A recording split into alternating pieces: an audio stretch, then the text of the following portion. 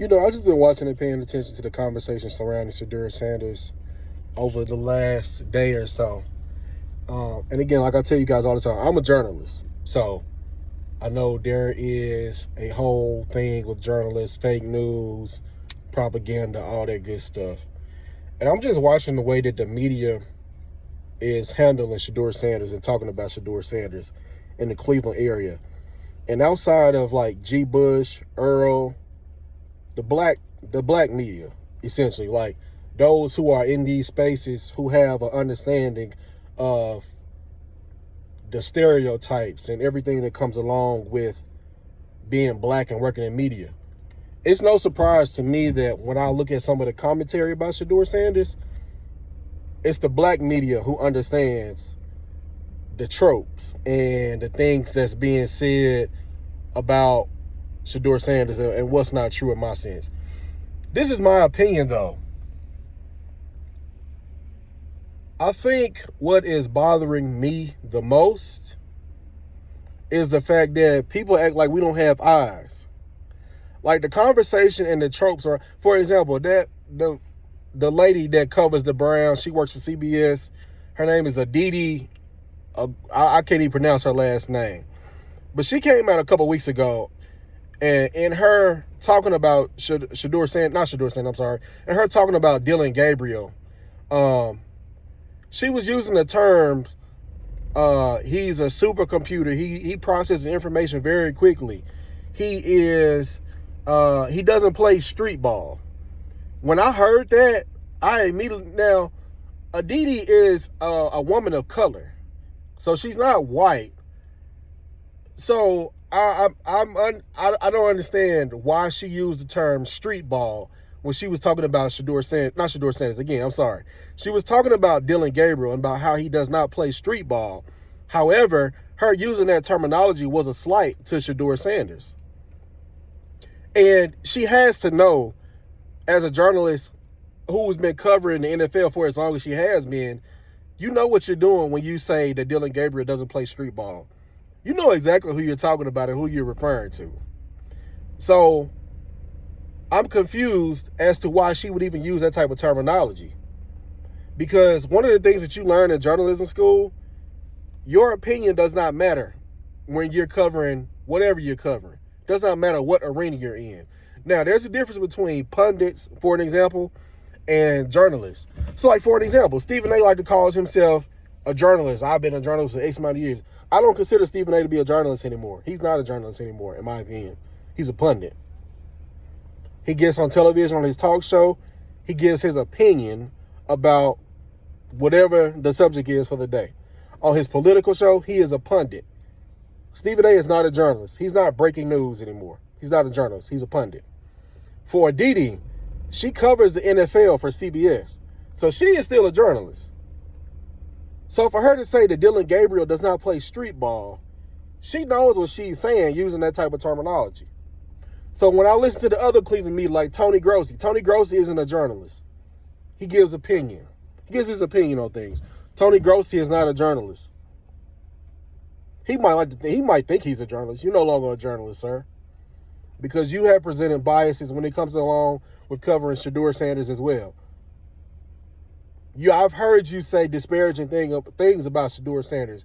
Now, let's say that somebody in the Browns organization is relaying that information to you in a disparaging manner. If that is the case, you should attribute that to the Browns. Well, my source told me this. Now, granted, we don't know who your source is. We can only, pontificate about whoever your source might be. So we, the outside people, don't know that, right?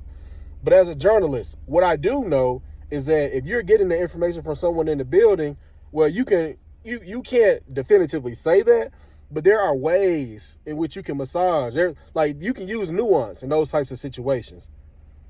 So for people who love Shedeur and want to see Shedeur and people who feel like Shedeur should be playing, my only thing to you is to tell you that to not allow yourselves to get so bent out of shape about the type of words and terminology that is being used. But as your resident journalist, I'm going to tell you, when Aditi said that about Dylan Gabriel, he doesn't play street ball, that was her giving her opinion about Shedeur Sanders. And she, as a journalist, should know better, because that's not a part of your job. Your opinion does not matter. Using the terminology of street ball, you knew what you were saying when you did that. But I also want to talk about the eyes part. When it comes to black quarterbacks, you've always heard the tropes that come along with them. They're unprepared. They don't think that you are as intelligent enough to play the position. Now, times have progressed. You are actively seeing black quarterbacks excelling in the NFL, right? But when it comes to Shedeur Sanders, what these people cannot get away from, whether it's Tony Grossi, whether it's Aditi, and again, she works for she covers the NFL for CBS. I can't pronounce her last name, but she's super biased against Shedeur Sanders. Tony Grossi is super biased about Shedeur Sanders. And if I'm just being honest, these people who do not come from the same walks of life as G. Bush, for an example, Earl the Pearl, those people who do not have melanin, I don't know what Aditi is, so I don't want to speak to her ethnicity, but she is a person of color, so she knows better than to use that type of terminology, but she did it anyway, which shows her biases against Shedeur Sanders. But from a media perspective, that's what bothers me the most, to see that guy Dustin, Jay Crawford.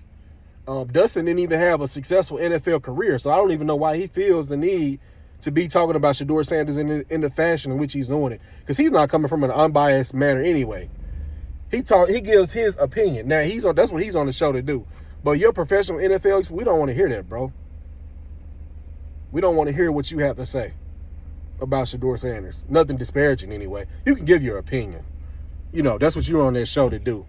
But what I want you guys to be able to do is to separate journalists from pundits. Tony Grossi is not a journalist. He writes opinion columns. He covers the team. He was a journalist at one point, but now he's giving his opinion about Shedeur Sanders.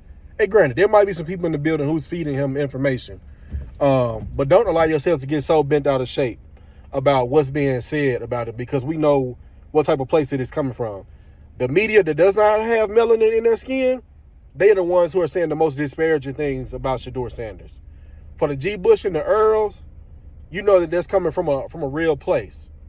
They're not playing into the tropes. They actually talking to you about the tropes, what's being said, why it's being said, and dispelling any type of facts, not facts, but any type of notions or disparaging things that are being said about Shedeur Sanders.